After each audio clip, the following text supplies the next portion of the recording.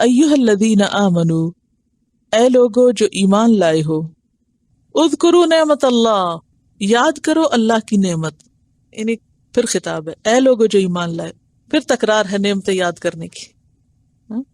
یعنی اس صورت میں نعمت کا لفظ بہت دفعہ آ رہا ہے، دیکھا آپ نے.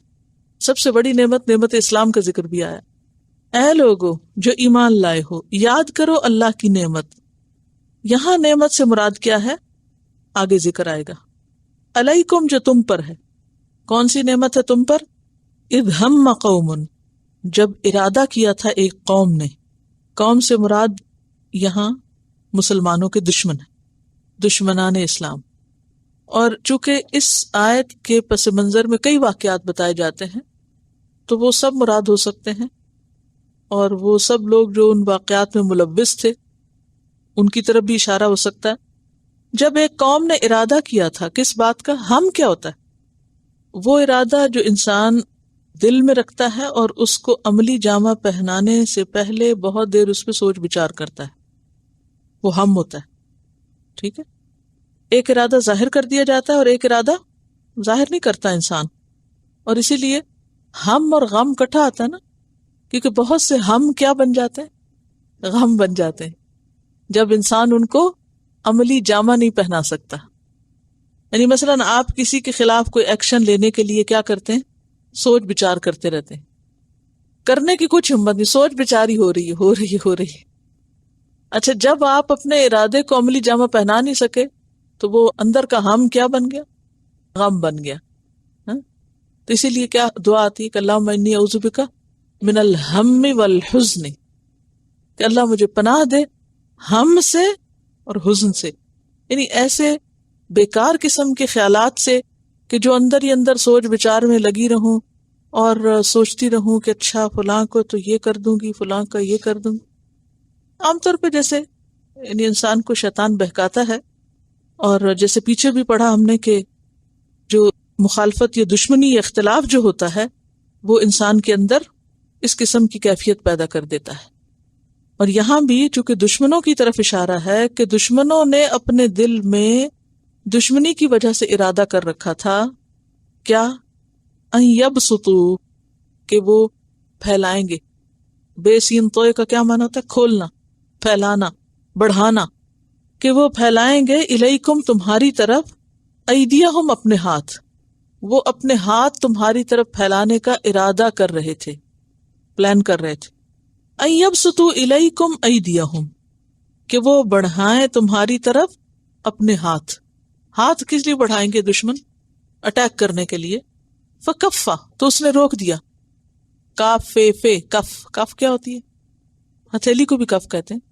تو اس نے روک دیا، یعنی جواباً روک دیا، ایدیہم ان کے ہاتھوں کو، انکم تم سے، کہ تمہیں کوئی تکلیف پہنچا سکے. انہوں نے تو پکا پلان کیا ہوا تھا، پورا ارادہ تھا کہ تمہیں نقصان دے، لیکن اللہ نے ان کے ہاتھ روک دیے. کیا زبردست بات ہے. فکف ایدیہم عنکم، تو روک لیا ان کے ہاتھوں کو تم سے، یعنی ان کے ہاتھ تم سے روک دیے. کیا مطلب ہے اس کا؟ یعنی وہ تم پر اٹیک نہ کر سکے، یہ مطلب ہے، تمہیں کوئی نقصان نہ دے سکے. واتقوا اللہ، اور اللہ سے ڈرو. اب دیکھیے تقریباً ہر آیت میں واتقوا اللہ کا سبق دیا جا رہا ہے. وعلی اللہ، اور اللہ پر، فلیتوکل، پس چاہیے کہ توکل کریں، المؤمنون، ایمان لانے والے. اس میں آپ تفاسیر میں دیکھیں گے کئی ایک واقعات کا ذکر ہے. مثلاً صحیح مسلم کی ایک روایت ہے، حضرت انس رضی اللہ تعالیٰ عنہ فرماتے ہیں کہ صلح حدیبیہ کے موقع پر اہل مکہ کے 80 آدمی مسلح ہو کر تنیم پہاڑ کی جانب سے آپ پر حملہ آور ہوئے. وہ یہ چاہتے تھے کہ آپ اور آپ کے ساتھی غافل ہوں تو وہ حملہ کر دیں. آپ نے انہیں پکڑ لیا اور قید کر لیا، پھر ان کو چھوڑ دیا. تو اللہ تعالیٰ نے یہ آیت نازل فرمائی کہ وَهُوَ الَّذِي كَفَّ أَيْدِيَهُمْ عَنكُمْ، یہ اللہ ہی ہے جس نے ان کے ہاتھ روک کے رکھے تم سے. اور خاص طور پر اس وقت بھی من بعد ان اظفرکم علیہم وکان اللہ بما تعملون بصیرا، اور ہے اللہ ساتھ اس کے جو تم عمل کرتے ہو دیکھنے والا. اور یہاں پھر نعمت کیا ہوگی؟ دشمنوں کا روک دیا جانا، دشمنوں سے بچاؤ، کہ اللہ نے تمہارے دشمنوں کے ہاتھ تم سے روک دیے. اس سے کیا پتہ چلتا ہے؟ اس میں نعمت کی ڈیفینیشن بدل نہیں گئی آپ کے ذہن میں تھوڑی سی؟ کچھ فرق پڑا؟ ہم نعمت کا لفظ جب بولتے ہیں تو کیا سوچتے ہیں؟ کوئی چیز ملنا، ایجابی معنی رکھتے ہیں، مٹیریلی ہمیں کوئی چیز ملنا، یعنی کہ نعمت کس کو کہتے ہیں؟ کچھ ملنے کو نعمت کہتے ہیں۔ تو اس میں نعمت کا ایک اور مفہوم سمجھ میں آتا ہے کہ سلبی معنی بھی ہوتا ہے، کہ بعض اوقات کسی نقصان کا رک جانا بھی نعمت ہے، اس کو بھی نعمت سمجھو، ورنہ اس مصیبت میں پکڑے جاتے تو کیا ہوتا؟ ٹھیک ہے، تو نعمتیں صرف چیزوں کے ملنے کا نام نہیں، بلکہ نعمتیں کس چیز کا نام ہے؟ مصیبتوں کے دور ہونے یا رکنے یا مصیبتوں سے بچنے کا نام بھی نعمت ہے۔ اچھا، بعض اوقات ہم کوئی دعا مانگتے ہیں، کچھ مانگ رہے ہیں وہ قبول نہیں ہو رہی، تو ہم کیا سوچنے لگتے ہیں؟ مایوس ہونے لگتے ہیں۔ ہم کہتے ہیں کہ ہمیں کیا ملا زندگی میں، ہماری تو فلاں دعا نہیں قبول ہوئی۔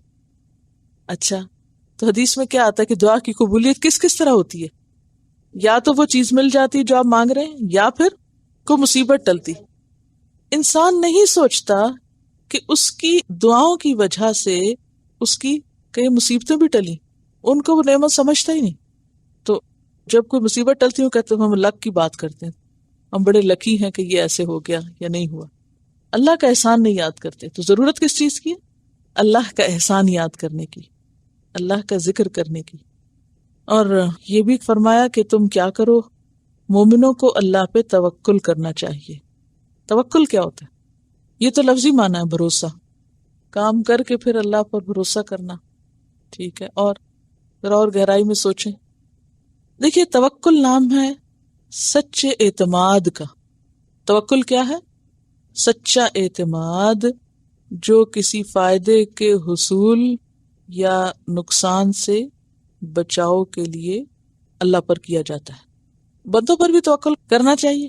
نہیں کرنا چاہیے، صرف اللہ پہ کرنا چاہیے۔ جملے میں تاکید ہے، وَعَلَى اللَّهِ، یہ جو پہلے آیا نا جار مجرور، اللہ پر۔ ویسے تو جملہ یوں ہونا چاہیے تھا نا کہ مومنوں کو اللہ پر توکل کرنا چاہیے، ایسے جملہ بنتا ہے نا، لیکن کس طرح آیا یہ جملہ؟ اللہ پر، پہلے کس کا ذکر ہے؟ اللہ کا۔ تو اس کا مطلب کیا ہے پھر؟ توکل صرف اللہ پہ ہونا چاہیے، بندوں پہ نہیں ہونا چاہیے، بھروسہ اللہ پر ہونا چاہیے۔ فَلْيَتَوَكَّلْ، بس چاہیے کہ یہ لام امر کا ہے، ہونا چاہیے کس کو؟ مومنوں کو۔ تو گویا مومنوں کی پہچان کیا ہے؟ کہ وہ اللہ پہ بھروسہ کرتے ہیں۔ خالص توکل کی بات ہے یہاں، کیونکہ اللہ کا لفظ پہلے آیا۔ تو کچھ نہ کرنا اور بھروسہ کرنا، یہ کیا کہلاتا ہے؟ خالص توکل؟ کاہلی، سستی، عجز، یہ توکل نہیں ہے۔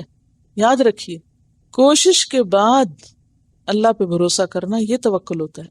اعقل و توکل، بندہ ہیلا کرے اور اللہ پھر وسیلہ کرتا ہے۔ مثلاً اگر آپ پڑھیں کچھ نہ امتحان کے لیے اور کہیں میرا تو اللہ پہ توکل ہے، میں نے دعا مانگی ہوئی ہے، خود ہی پیپر اچھا ہو جائے گا، آسان آ جائے گا اور میں کر لوں گی، تو یہ توکل نہیں ہے۔ توکل کیا ہے؟ کہ پہلے تم کمر باندھو، کام کرو، اور پھر اس کے بعد اللہ پہ بھروسہ کرو۔ نبی صلی اللہ علیہ وسلم کی زندگی سے کوئی مثال لائیے۔ جنگ احد میں کیا کیا تھا آپ نے؟ 2 زرہیں پہنی تھی۔ یہ توکل نہیں تھا؟ توکل تھا آپ کا، لیکن آپ نے تیاری پوری کی تھی۔ غار ثور میں توکل تھا۔ وَإِذَا عَزَمْتَ فَتَوَكَّلْ عَلَى اللَّهِ۔ اگر آپ کو اسائنمنٹ پوچھا جائے کہ توکل کا معنی لکھیے اور اس کی ایک عملی مثال سنت سے دیجیے، تو آپ کو آنا چاہیے کہ توکل کا معنی پھر کیا ہے، کیونکہ جو سنت سے مثال آتی ہے نا، اس سے کیا ہوتا ہے؟ پھر وہ دلیل آ جاتی ہے نا، پھر کوئی دوسری گنجائش ہی نہیں، ٹھیک ہے۔ اسی میں جنگ کے موقع پہ کہا گیا تھا نا کہ توکل کرو اللہ پر، تو آپ نے یہ تو نہیں کیا تھا کہ توکل کرتے ہوئے آپ زرہ وغیرہ سب چھوڑ کے چلے جاتے کہ نہیں میں نے توکل کر لیا۔ تو اللہ پر پورا پورا بھروسہ کرنا چاہیے۔ اور یہ جو مومنوں کی شرط ساتھ لگا دی نا، تو اس سے پتہ چلتا ہے کہ توکل نہ کرنا ایمان کے منافی ہے۔ ایمان کی کمی ہے جب کسی کا توکل نہیں ہوتا اللہ پہ۔ تو اس ایک آیت میں 3 خاص خصوصیات کی بات ہو رہی ہے، ذکر، تقوی اور توکل۔ دیکھ رہے ہیں، ذکر، تقوی اور توکل۔ ذکر کے ساتھ بھی ایمان کا ذکر ہے اور توکل کے ساتھ بھی مومنون کی بات ہے۔